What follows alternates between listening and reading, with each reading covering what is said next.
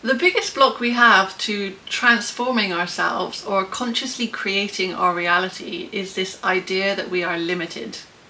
This is the biggest limiting belief we have. It is like the core limiting belief underneath all other limiting beliefs. We think we are this limited personhood. We constantly forget that we are source consciousness.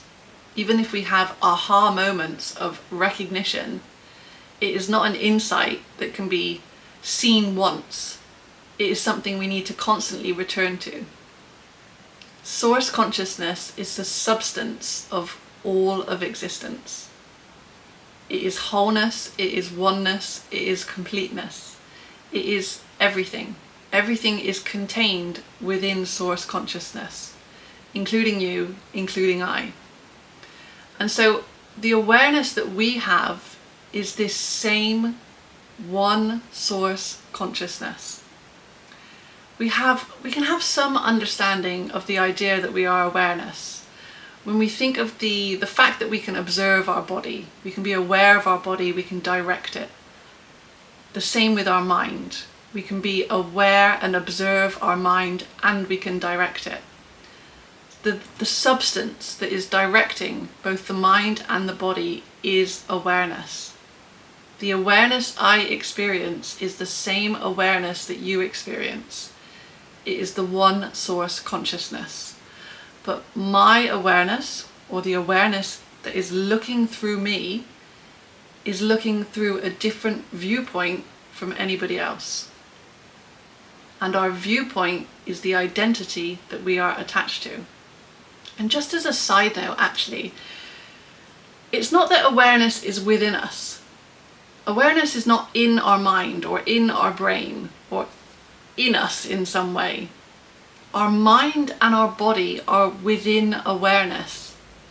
Just like everything in creation is within source consciousness. And so when we are getting stuck with transformation, it's often because the identity that wants to transform is trying to change things about itself from that identity. But to transform is to move our awareness from one viewpoint to another viewpoint. A viewpoint is essentially an identity. And we've shifted viewpoints many times throughout our life already. The viewpoint of you as a baby is different from the viewpoint of you as a toddler, as a child, as a teenager, as an adult, and so on. This is already something we do naturally, but we attach so heavily to the experiences of all those previous incarnations of ourselves that we drag those experiences along with us and add them to the viewpoint we are looking through, rather than just looking through as a clean slate at the present moment. So a viewpoint is an identity, and this is conditioning, patterns, memories, thoughts, feelings, behaviors, etc. And when we are identified as the viewpoint, it is a lot harder to transform ourselves because we're stuck in that viewpoint, and we're trying to change that viewpoint by altering certain parts of that identity. But the viewpoint is the viewpoint. The version of yourself that you are and the version of yourself that you want to become are two separate viewpoints. This is why some people say that a version of you has to die. And it's not necessarily that it dies, it's just transformed. You shift to a different viewpoint. And when you shift to a different viewpoint, you have a different view. And the view that you have is the physical reality you experience. The physical reality is just an external reflection of the internal viewpoint, the internal identity. The view and the viewpoint are in sync with each other. They're a constant feedback loop. But when we can identify more fully with awareness, we are able to more easily shift that awareness into the version of ourselves that we would prefer to be, the viewpoint that we would prefer to look through, and start to consciously create our reality. Because it is not the identity that is creating anything or transforming anything. It is the awareness, moving viewpoints. And the more we can master that awareness, the more we can direct our imagination, which is our less limited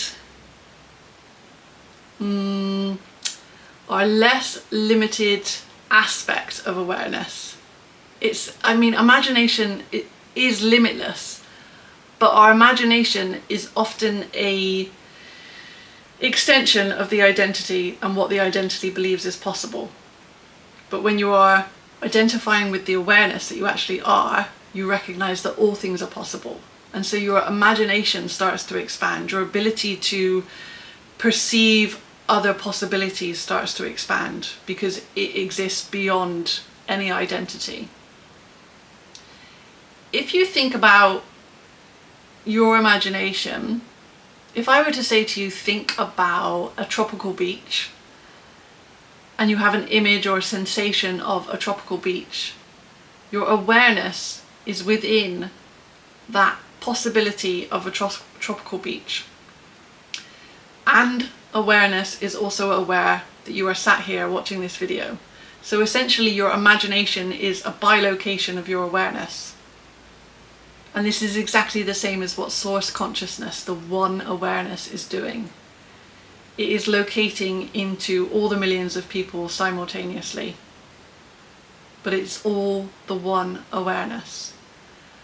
And so to move from this stumbling block, this sometimes inability to change or transform, or inability to consciously create what we want to create, because we're stuck in the feedback loop of the viewpoint and the view, we have to become more and more aware of our awareness. And this is tricky, right? Because we live in a culture and a society that thinks they are their personhood, that thinks they are their conditioned, programmed beliefs, thoughts, ideas, identity, which is just a viewpoint. And so we get attached to our personhood because we are surrounded by people who are attached to their personhood, to their identity. The most obvious way to increase your awareness of awareness is to meditate and to still the mind. Because for so many people, the mind is chirping away to such a large degree that one thought loops into the next, to the next, to the next, to the next, with no space in between. And you are enmeshed within that thought process. And so you are enmeshed within that viewpoint. And so you are going to keep experiencing the same view, the same feedback loop over and over. In meditation, when we relax our body and calm our mind, we become more aware of the awareness that we are. The more aware of the awareness that we are, the more we can direct and control it. The more we can put it into the places and things and ideas that we want to create. The transformations that we want to have, we can bilocate it to that version of ourselves, to that viewpoint that has transformed the thing that this identity is trying to transform. For me, when I meditate, I am consciously breathing first, right? And with that conscious breath, if you are taking full conscious breaths, your awareness should be completely absorbed in just the mechanics of breathing. And I will say to myself, with every breath in, my awareness increases. With every breath out, my body relaxes and my mind quiets. And I do this for like the first 10 breaths or so of my meditation. Because for me, I want to program my breathing, right? We breathe like, 45,000 times a day, something like that. I want the association of my breathing, even when I'm not consciously breathing, to be that when I breathe in, my awareness increases, and when I breathe out, my body relaxes and my mind quiets. But especially when I'm doing this in meditation, it's instructing, my awareness is instructing my mind and body, so I can enter a certain state of being. And then inevitably, once I've got into that state, I will direct my imagination to qualities of a different version of me or different things I want to create, etc. But it's becoming aware of the awareness that is the master key of this, of knowing that you are not an identity. And this is not to say that the ego identity is a bad thing, because it's a tool, it's a lens through which awareness is looking. It's not that we have to kill the ego, it's that we have to make it more transparent, so that it's not directing or controlling our awareness, absorbing us in stuff that is keeping us in a feedback loop. So with meditation and programming of the breath, we can start to increase our awareness. Now that's all well and good for when you're sitting in meditation, but what about when you're not in meditation? You can take a conscious breath anywhere you are, right? Even just one conscious breath where there's no thoughts, because your awareness is completely absorbed in the physical process of breathing. Even that is increasing our awareness of being awareness. Another thing is the present moment. The more you can bring yourself to the present moment, the more you are enhancing your awareness, and the more you enhance your awareness, the more ability you have to visualize and to imagine and to bilocate your awareness into experiences you prefer to have, or versions of yourself you would prefer to view the world through. Another thing for me is nature. Nature and present moment come hand in hand for me, but also, this is a curious one, bugs. Flies, butterflies, those tiny little green things that land on your hand. If you ever have a bug land on you and you're not squirmish, it will take you into the present moment if you just observe it, i.e. you put your awareness onto it. It sounds like a crazy thing to do, but it is one of those things that for me really enhances my remembrance that I am awareness, because we have to repeatedly remember that we are awareness, which is source consciousness moving through us as a viewpoint. As you get better and better at recognizing your awareness and being present, you can start to use certain thoughts or feelings as signposts to that awareness. So for example, you might say, oh my God, I'm so frustrated.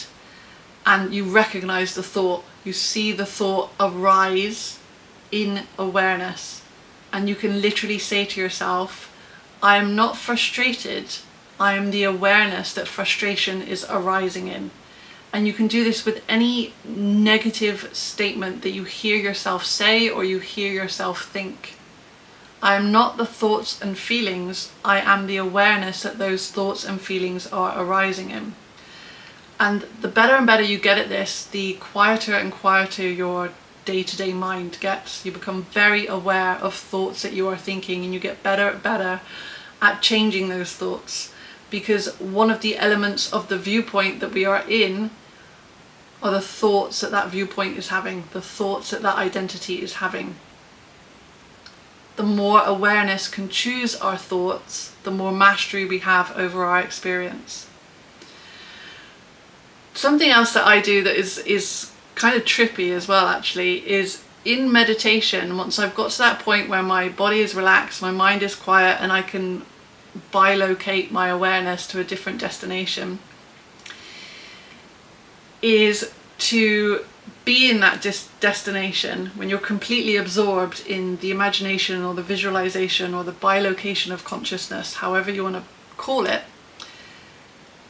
is within the awareness of being there in that location, to send that awareness of that viewpoint back to the viewpoint of the identity that has meditated to get to that viewpoint. It is quite a trippy sensation, but if you have the ability to really be absorbed in your bilocation, your visualization or imagination, you can be that viewpoint, imagining you are this viewpoint.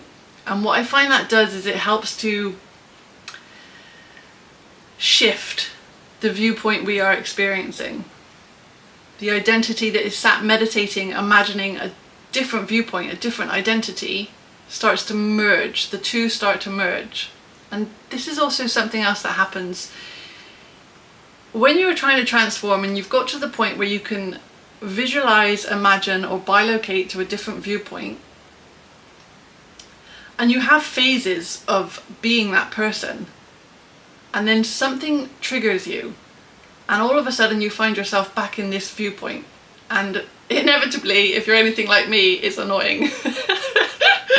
Why am I here? I thought I'd shifted. You have shifted. But the amount of time that that viewpoint has had and the amount of momentum that viewpoint has had means it hasn't become your second nature. It hasn't become your default setting yet. So when something triggers you, it is essentially pulling on one of the thoughts, feelings, beliefs, conditionings or programmings of the previous identity, the previous viewpoint.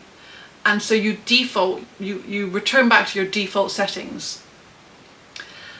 And that's not to say that you can't shift back into the viewpoint that you're becoming, but it is annoying. But that's the reason why, because triggers are essentially something that pulls us back into an identity that we are expanding out of.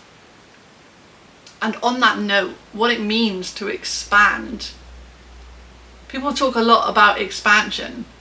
Expansion is the reduction of limiting beliefs, programs, and density that viewpoints experience. So obviously the largest expansion is an enlightened being. But the reason that we constantly want to move from one identity to the next is because each identity is an expansion from the previous one. Meaning it's let go of a whole bunch of negativity, a whole bunch of misunderstandings that took it away from source consciousness. Each shift in identity is a step closer and closer to your God nature, essentially, to who you actually are, which is source consciousness, which is peace, love, clarity, abundance, creativity, all the good stuff, essentially. All desires to move into a different version of yourself, to transform certain parts of yourself, or even to manifest certain physical things. You have to be a different version to manifest physical things, because the viewpoint is only ever going to get the view that it's looking through, is always to get closer to our essential nature, our essence. So this is the biggest limitation. We have to constantly remind ourselves that we are the awareness, and we do that through meditation, stillness, watching our thoughts, being aware that they are arising through awareness, watching our feelings, and also reminding yourself. I literally start every morning reminding myself, because awareness can use the mind as a tool with which to bring itself closer to awareness. I also remind myself after every encounter with other people, because this is much easier for me to do when I'm in solitude, and I play a lot of tennis, I do a lot of gym stuff. Every time I come out of that gym, I will remind myself while walking to the car that I am the awareness, not the personhood. So this is the biggest stumbling block, because it's not identity that changes or transforms anything. It's awareness that moves through viewpoints. And the more we can understand that, and the more that we can actually have experience of that, the easier and easier it becomes to transform, to move your awareness to a different vantage point, to experience different possibilities that are available, to know that you are limitless and that anything is possible.